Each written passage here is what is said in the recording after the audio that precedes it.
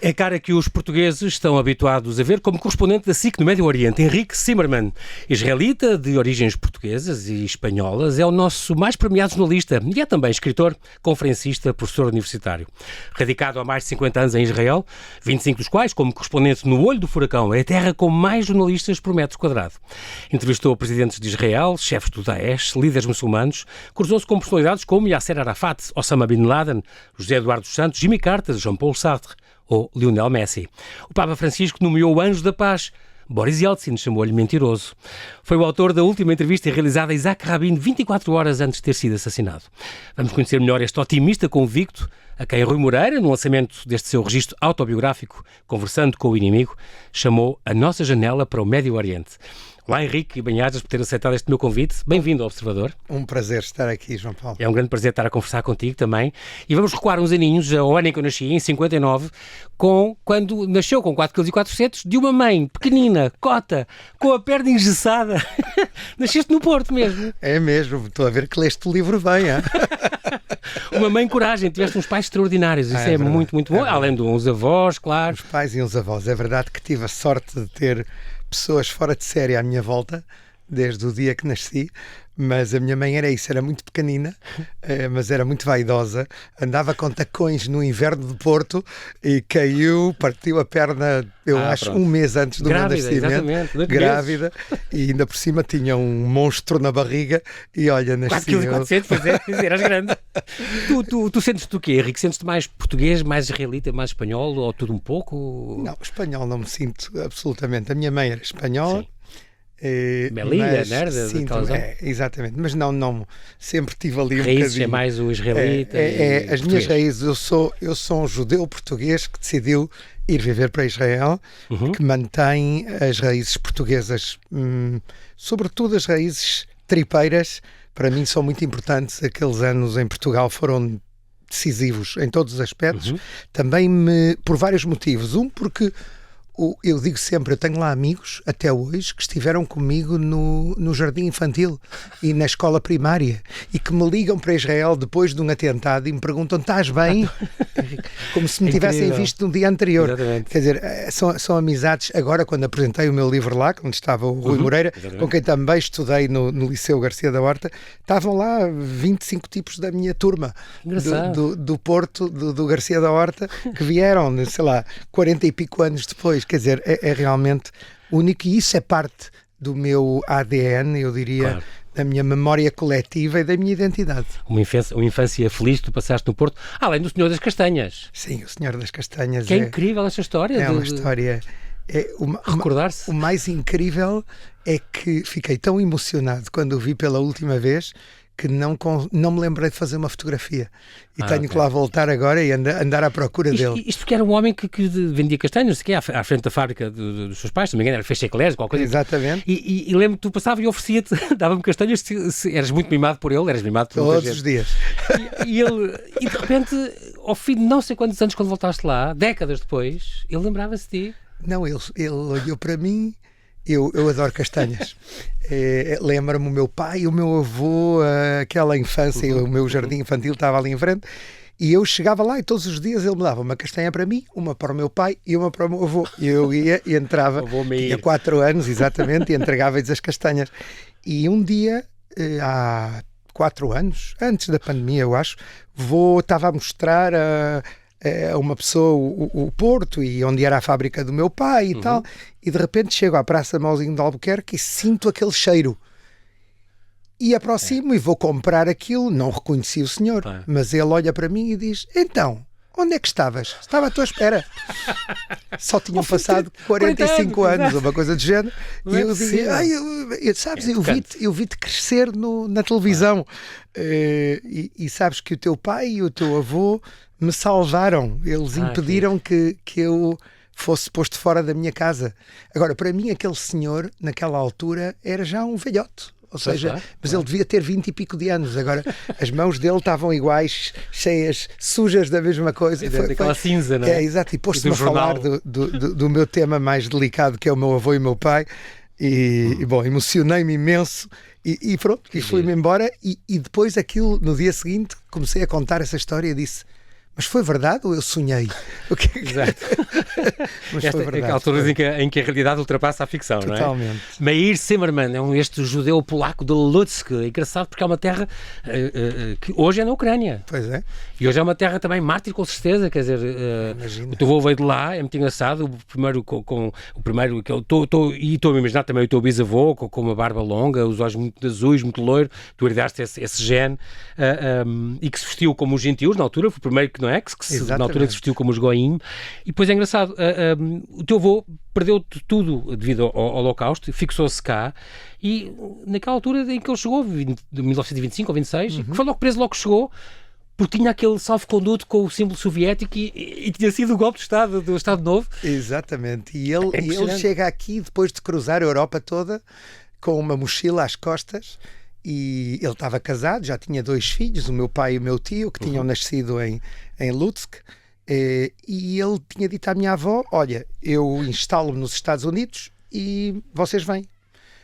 Mas claro, foi preso, porque pensaram que era Fez escala aqui em Lisboa, iria apanhar o barco, com certeza. Ia apanhar o barco, Pronto. como muitos refugiados judeus, claro. mas pensaram que ele era um agente comunista porque tinha lá aquilo, o carimbo soviético. Exatamente. Os soviéticos tinham-se apoderado daquela zona que era Polónia, até à Primeira Guerra Mundial. Exatamente. E pronto, isto teve umas horas exatamente na prisão. Tinha um amigo aqui que vinha de Lutsk também, que foi lá falar com eles com aquele português macarrónico, a tentar explicar, mas olha lá, isto não tem nada a ver, não sei o quê. E ele saiu, começou a passear por Lisboa e apaixonou-se. Ele contava sempre disso.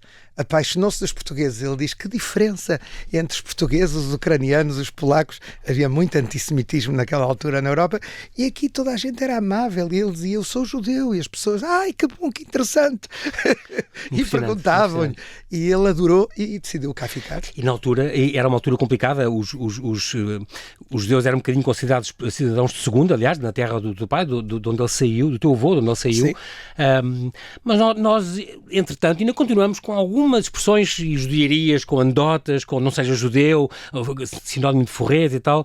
Este antissemitismo ainda existe um bocadinho, assim, Henrique?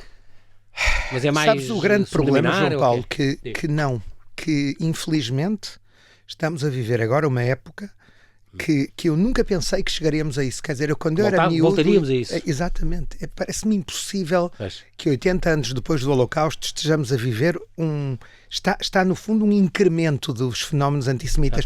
Tu sabes que outro dia estava no Dubai, encontrei um rabino que me diz que ele, quando está em Paris, ele é rabino em Paris, ele não se atreve a ir com a kippah, na cabeça, o chapéu ritual, na rua, porque batem-lhe em Paris, em 2022. Impressionante. Em Londres a mesma coisa, em Bruxelas a mesma coisa. É um retrocesso civilizacional, no fundo. Parece uma coisa realmente impossível, não é? Que em 2022 ainda exista isso. Eu, no Porto da minha infância, tive algum incidente que conto aqui, que relato no livro, nos Maristas do Porto. Que teve um final incrível, ou seja, não sei se leste, quando me pediram perdão. No mail enviado décadas depois. Exato, e vieram à apresentação de um livro meu prévio. Dos Papas, peço aqueles pedidos de desculpa dos Papas sobre a Inquisição. E até hoje eu não sei se não foi o Papa que meteu ali a mão, mas, meteu uma cunha, é tão amigo. Mas chamou-me muita atenção e foi super emotivo esse perdão. Mas e também no Liceu Dom Manuel II, também houve aquele, conta a história do valentão neonazi que queimou os dedos com um isqueiro. Que era uma coisa incrível, que ele e o irmão eram 2 neonazis que fizeram depois um registro na casa dele e encontraram, numa das zonas melhores do Porto, encontraram lá fotografias do Hitler e Mein Kampf e etc. Ou seja, isso existe, mas eu devo dizer que se eu tenho que comparar entre Portugal e outros países europeus, começando pela Espanha e pela França e pela Bélgica e pela Grã-Bretanha e pela Itália, Portugal é um caso diferente. Eu acho que Portugal é um país muito mais aberto, muito mais, eu acho, multicultural nesse aspecto. Os portugueses, em geral, há exceções, e vemos essas exceções, por vezes, são muito dolorosas, mas, em geral, não encontras esse antissemitismo e esse racismo que existe noutras capitais europeias aqui. Isso é bom. Entretanto, cruzaste com Jean-Paul Sartre e sua mulher Simone de Beauvoir e foi ele que confessaste que querias ser jornalista. Tinhas este apelo do jornalismo, ele até brincou contigo e disse: "Ei, vais ter tanto trabalho." Ele disse: "Vais ter trabalho para toda a tua vida." Para toda a vida. E foi profético. Exatamente. E pronto, foste licenciado depois em Ciências Políticas e Sociologia, em Tel Aviv, tiveste um mestrado em Ciências Sociais também, aprendeste árabe também, além de hebraico, que falas perfeitamente. Sim. Árabe também aprendeste. Aprendi. E passaste o 25 de Abril nas ruas do Porto, tinhas 14, 15 anos, também tiveste essa sensação que estava a história a acontecer à tua volta e eu quero relatar isto, quero fazer da minha vida disto. Sem dúvida. Olha, eu acho que houve aí dois aspectos. Um foi o que eu vi. Eu lembro-me as assembleias no meu liceu, eu lembro-me aquela mistura de luta pela democracia por um lado e outro dia estava na Praça dos Aliados, fui ao Porto a apresentar o meu livro e decidi ir passear por todos os lugares sozinho, por todos os lugares significativos do meu passado. Eu lembro-me aquela Praça dos Aliados com o Spínola ali em cima e os discursos daquele momento. Eu era um miudinho de 14 anos e ali eram todos já estudantes da universidade. Lembro-me uma pancada que apanhei de um polícia que a mim me parecia gigante naquela altura, que me deu uma pancada a mim. Ele pensava que eu era um estudante como qualquer outro, Exato. Baixinho, e bateu-me. E eu lembro-me, eu digo que sinto a dor ainda até hoje. Eu acho que eu me transformei num profundo democrata nesses momentos. Acho que aprendi muito o que isso é, a democracia. Até digo isso muito em países como Israel, que são democracias desde o primeiro dia. Eu digo, vocês não sabem o que é viver... E lutar por ela. Exatamente, lutar por uma democracia. Olha, Henrique, cada vez mais eu tenho a sensação que não tinha tanto há uns anos, que não é um valor adquirido. Não. E então agora, como tu falaste já nisso, não é? Tenhas dúvida. É uma coisa que temos que continuar a lutar e se calhar cada vez mais, porque está em risco com as eleições, com o regresso da extrema-direita, com os populismos, não é?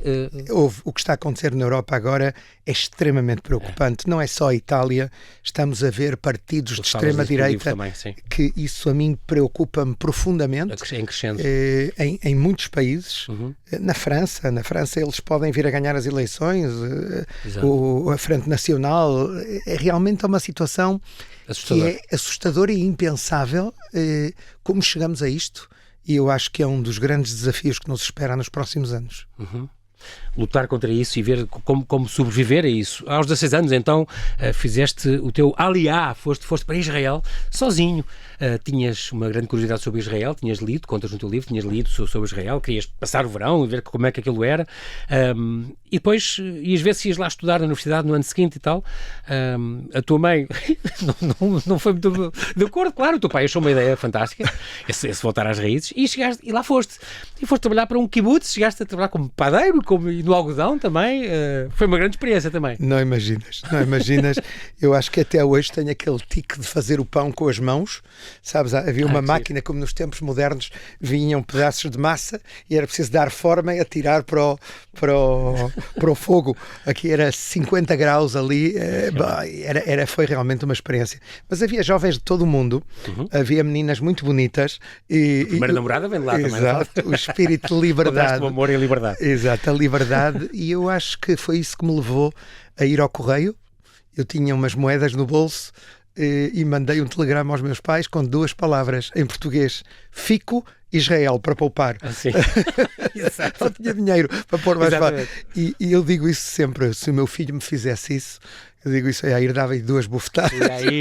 Exato, mas eu lá me atrevi e os meus pais eles sabiam que eu era difícil mudar de opinião e mandaram o meu irmão lá para vir ver como é que eu estava. Fui para uma escola interna e, olha, fiquei desde esse momento. Muito engraçado, porque há pouco tempo também recebi Esther Mushnik, que falava da importância de nós termos há cerca de 15 milhões de judeus no mundo inteiro. Os judeus permaneceram na Península Ibérica sem interrupção mais de 1500 anos e tiveram um grande contributo para o nosso desenvolvimento cultural, científico, filosófico. Tu costumas dizer que és entre culturas, os judeus sempre fizeram isso, tudo. Passaram dos muçulmanos para os judeus, para os orientais, para tudo. Houve sempre essa troca de culturas e os judeus foram importantes nisso. E dizia ela, o contributo dos judeus foi tanto maior quanto maior a convivência possível. E que a diversidade cultural e religiosa é altamente benéfica para um país. E é muito importante perceber isto. A mistura não faz perder a identidade, mas enriquece a identidade nacional. Sem dúvida. Isso é muito importante. Nesse aspecto, numa época em que não existia Google nem redes sociais, os judeus eram um pouco os intermediários de cultura. Então, isso às vezes era muito respeitado e muito querido, outras vezes era visto como uma ameaça, porque era alguém que estava a trazer valores estrangeiros, valores de fora, e isso ameaçava as pessoas que defendiam o seu património e viam nos judeus uma ameaça. Mas é verdade. Eu acho que Portugal, nesse aspecto, há uma presença judaica óbvia. Basta passear pelo país, eu faço isso cada vez que cá venho, e vê-se realmente. Eu acho que é anterior até mesmo aos romanos. O Sérgio Luís Carvalho fala disso, tem um livro recente que é a herança judaica em Portugal. É brutal. Fala de tudo, das ruas, das casas, é brutal. Da vossa história toda, muito comum com este território. Sabes que houve uma investigação feita por uma universidade britânica e a Universidade de Jerusalém, uma investigação genética, em Espanha e em Portugal. E descobriram uma coisa muito interessante, que 11% dos portugueses têm um ADN parecido ao dos muçulmanos da zona do Mediterrâneo, e que na metade sul de Portugal há 30% de portugueses que têm genes parecidos aos de judeus de todo o Mediterrâneo. Em Espanha são 20%. É interessante porque é um património fabuloso. Até genético, começa por ser genético, não é? Também. Exatamente. Estávamos a falar desta cultura, estávamos a falar uma coisa curiosa, a tua mãe, que acabou por ir para Tel Aviv há 10 anos, morreu há 3, com 94, uma idade provecta, espantosa. Ela era a única sobrevivente de 7 irmãos e durante uma década em Israel, lá onde teve pertinho de ti, foi coach dos estudantes de medicina. É muito engraçado isso. Ela dizia que tinha pena de não ter vindo antes. Se ela soubesse que ia ter essa possibilidade, eu tinha lá muitos concorrentes, eram todos os estudantes de medicina que tinham que vê-la 1h30 por semana, mas que passavam ali horas com ela, porque ela realmente merecia, era uma pessoa extraordinária e era realmente uma coacher destes estudantes. Isso é uma coisa interessante que existe lá.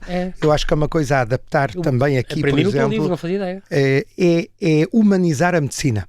Ou seja, os estudantes de medicina, à parte dos conhecimentos científicos, como tratar uma pessoa, têm que saber como tratá-la humanamente.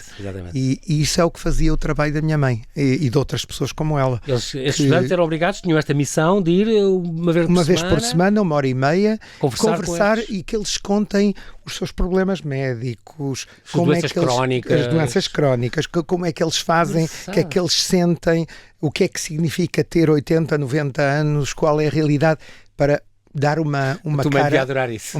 Ela era mesmo ela. Muito bem, viver em Tel Aviv hoje, Henrique, é uma das cidades mais divertidas do mundo, como falas no teu livro, é uma mistura de Rio de Janeiro e de Barcelona, deixei-me a ser assim, em cima do mar e tal, onde podes jantar a qualquer hora do dia, mas tem sempre esta guerra, estes atentados, estes sustos que às vezes têm. Eu só me lembro destes anúncios que tinham, estes memes que aparecia tudo no supermercado, de repente havia-se um disparo de qualquer coisa e era um pneu de um carro que rebentava e tudo imediatamente a recolher-se e tal, e armas, apareciam armas e tal. Pronto, como é que esta normalidade possível? Tel Aviv é uma cidade calma hoje em dia? Olha, está neste momento, eu penso que hoje houve anos muito duros, muito duros. Eu acho que entre 2000 e 2005, 2006 foi terrível. Era a época dos suicidas, era a época dos autocarros que explodiam, os meus filhos também estiveram ali, viveram coisas muito duras nessa altura. Hoje em dia não tem nada a ver. Ou seja, hoje em dia o grau de segurança é muito maior, está cheio de turistas, depois do Covid-19 é uma avalanche. Rio, não é? E para Lisboa igual, que saibas, ou seja, estão a chegar muitos grupos de portugueses. Até outro dia vi na cidade velha de Jerusalém e eles olham para mim, um senhor muito simpático, e diz-me: Henrique, mas a realidade não é bem assim, eu não estou a ver tanques nem gente armada nas ruas, ou seja, ele imaginava que ia ali chegar a uma Esparta. A imagem que nós temos. E realmente a realidade é um pouquinho diferente.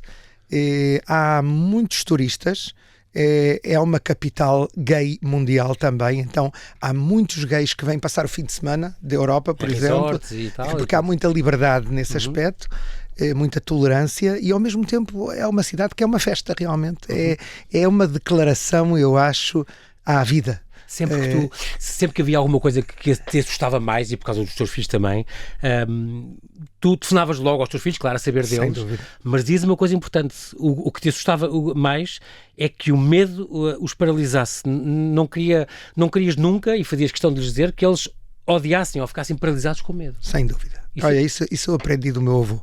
O meu avô Meir, de quem falaste antes, ele não queria contar-me que 70 pessoas da nossa família foram assassinadas no Holocausto. E quando eu lhe perguntei porquê, e finalmente ele me contou, ele disse-me: não vos quero contaminar com ódio. Eu acho que eu fiz uma coisa parecida com os meus filhos noutro contexto. Num contexto de atentados, etc. Eu não queria que eles tenham medo, que eles se refugiem em casa e não queiram sair.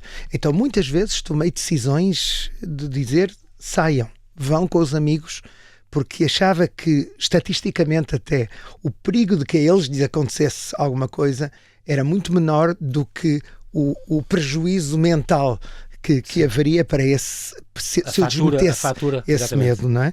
Mas isso é um dilema como pai, mas graças a Deus hoje em dia a situação é totalmente diferente. Já há 7 anos, a tua filha, há 7 anos foste a Auschwitz pela primeira vez, tu dizes que fechaste um ciclo na tua vida, e a Noa, a tua mais nova, aliás que a tua filha mais velha pôs um bilhetinho no muro das lamentações a pedir o irmão, e lá veio a minha irmã, pronto. Mas ela foi então em Auschwitz também com a escola, e tu dizias, e dás sempre uma carta a dizer: lembrem, mas não odeiem, recordem o passado, viva o presente, confiem no futuro. E é muito curioso isso, porque preparas esse caminho. Sem dúvida. Não é esquecer, não é dizer que não aconteceu, não, aconteceu, e hoje em dia também há muito negacionista e muito, não é? Tende-se muito para isso. Sem dúvida. Dei aos três. Os três foram em momentos diferentes, porque têm idades diferentes, mas aos três escrevi-lhes uma carta que eles guardam até hoje. Eu acho que uma delas também publiquei no livro. Justamente por isso. Acho que foi da mais nova, exatamente. Não há. Muito curioso. Por trás de um grande homem há sempre uma grande mulher. Nós estamos a falar agora da Yael Kehat. Ela é tua companheira já há 15 anos, gestora de empresas, socióloga. Tem uma empresa com ela, tens uma empresa com ela, a Zimmerman Productions, produzione. É um detalhe interessante. É uma mulher extraordinária. Estivemos juntos 15 anos. Nós separamos-nos durante a pandemia. Foi um momento bastante traumático também do ponto de vista pessoal, mas continuamos a ser íntimos amigos e estamos muito próximos. E realmente nós conhecemos-nos aqui, quando ela era um bebê, nasceu em Lisboa. Eu conto essa história. O pai era diplomata, exatamente. E ela nasceu aqui. Não era de Israel, era um brasileiro que tinha ido para Israel. Então é isso. E ela nasceu aqui e as nossas famílias estavam muito unidas. O meu avô ajudou os avós dela que chegaram da Polónia depois e recebeu-os aqui. E até hoje trabalhamos juntos. É uma mulher extraordinária. Ela tinha trabalhado com o Yitzhak Rabin nas eleições de 92, quando terminou a universidade. E tínhamos muitas coisas em comum devido a tudo isto, mas é assim a vida, assim que agora passamos para a frente. Mais um ciclo. Os dois. Série de documentário Jihad Now, e tu és realizador também, que exploras as raízes do Islão radical, da Al-Qaeda, do Estado Islâmico, já com uma série de episódios. Uma das coisas que me lembro que fazes também referência no teu livro é esta Yazidi, esta escrava sexual, uma miúda com 15 anos que o Estado Islâmico fazia, e pelos vistos isso acontecia frequentemente. Tinham trazido essas miúdas que eles recrutavam, entre aspas, e eram umas escravas sexuais que tinham trazido para a frente de combate e eram violadas várias vezes por dia. Isso foi uma das coisas que mais impressão te fez, e estes comentários que tu fizeste, alguns deles deve ter sido uma coisa de valor por dentro e por fora, não é? Essa menina de quem estás a falar, tive 3 vezes na frente do Daesh com um general curdo, Sirwan Barzani. Que os combatia. Exatamente, que era o homem que tinha o peso da luta contra eles, e eu vi combates de 18 horas, e estava com ele no jeep dele, e de repente vieram ter com ele e disseram-lhe que havia uma menina de 15 anos, naquela altura a Noa tinha 15 anos, e para mim foi terrível. A Noa, a minha mais pequena. Depois levaram-na a ela, vestiram-na, deram-lhe de comer, levaram-na, ela esteve na Alemanha há uns anos, em tratamentos psicológicos depois, ela, mas como ela, muitos mais. Ou seja, tanto meninas como meninos. O que lá aconteceu, eu acho, exato, foram transformados em...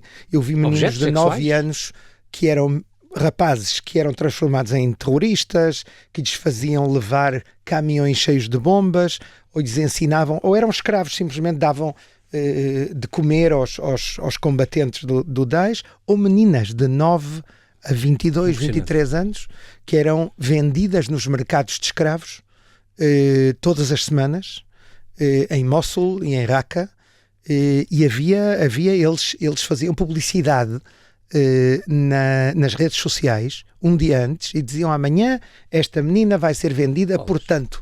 E havia meninas que eram vendidas por $22.000, foi o máximo que eu vi, e algumas que eram vendidas por um maço de tabaco. Dependia se era mais clara ou mais escura, se era mais dócil ou menos dócil, etc. Terrível. Foram experiências duríssimas. Sim, para tu no Iraque. Isso também não deve ter sido foi complicado. nada fácil, e eu temo que neste momento está a voltar. Ou seja, o Daesh está a levantar cabeça outra vez na Síria e no Iraque.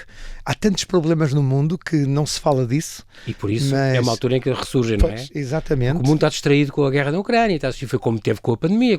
Exatamente. Eu conheço uma mulher israelita, que eu falo dela aqui no livro, a Lisa Miara, que está lá há 7 anos, e que o que ela faz é justamente isso: tentar libertar miúdas, escravas sexuais e miúdos, e tratá-los depois. E ela vive lá, uma israelita judia, vive num campo de refugiados no norte do Iraque, e está a atender, e salvou centenas de miúdos.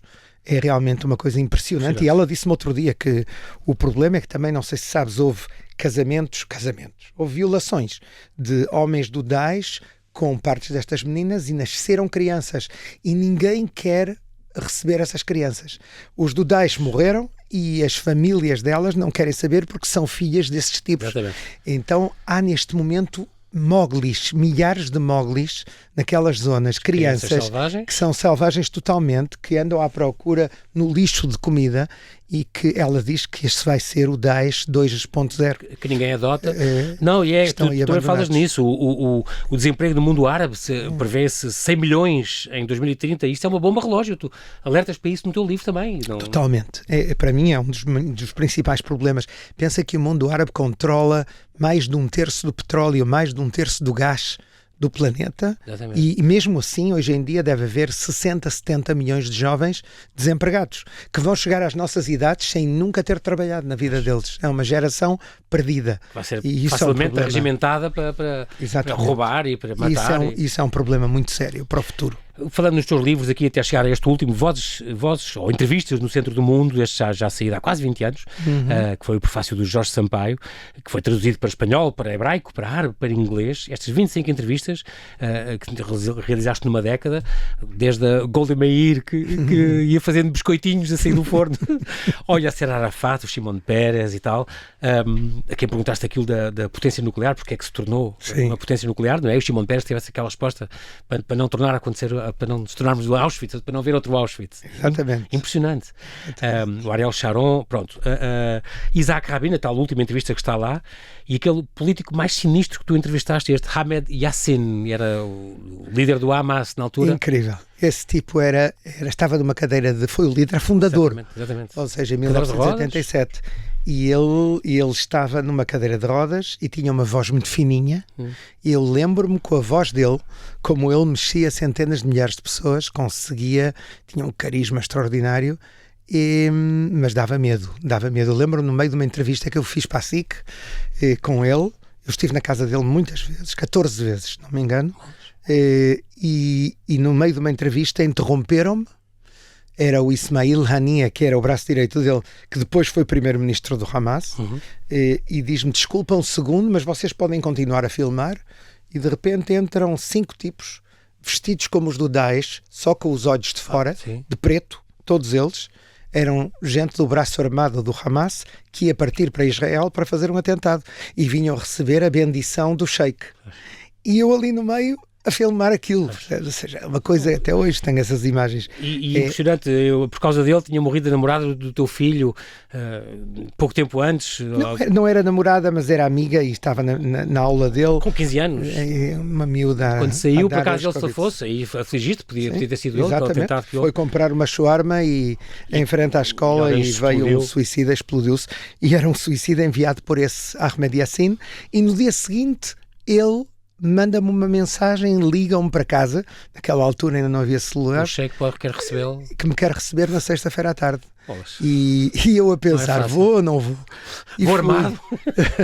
O que eu digo é um bocado uma sensação de médico que tem que tratar um terrorista mesmo, ou seja, tens que ir lá e não tens que julgar. Deontológico, o jornalista também, não é? Exatamente, eu vou lá, o que eu sinto antes ou depois é irrelevante. Exatamente. Durante, eu tenho que ser o mais objetivo e honesto que eu posso. Mesmo esta questão da guerra da Ucrânia, a gente diz isso, os mais avisados sempre disseram isso, mesmo a paz tem que ser feita mesmo com os ditadores e com os do outro lado, tem que ser, não podemos estar todos contra ele e ele não se vai calar nunca e vai-se fazer cada vez pior. Nós não podemos escolher os nossos inimigos. Temos que sentar à mesa as pessoas com quem temos que lidar, gostemos ou não gostemos, não é? Exatamente. Conflito no Médio Oriente, Bashar al-Assad também tiveste, guerra na Síria, 500 mil de mortos, o único país sem fronteiras totalmente reconhecidas. A falar deste conflito no Médio Oriente, Henrique, tu preconizas alguma solução? A paz total talvez nunca seja possível, tu dizes isso no teu livro, mas devemos fazer tudo o possível para diminuir, para distanciar-nos da ameaça das guerras, mas haverá alguma solução? Ou a que prazo?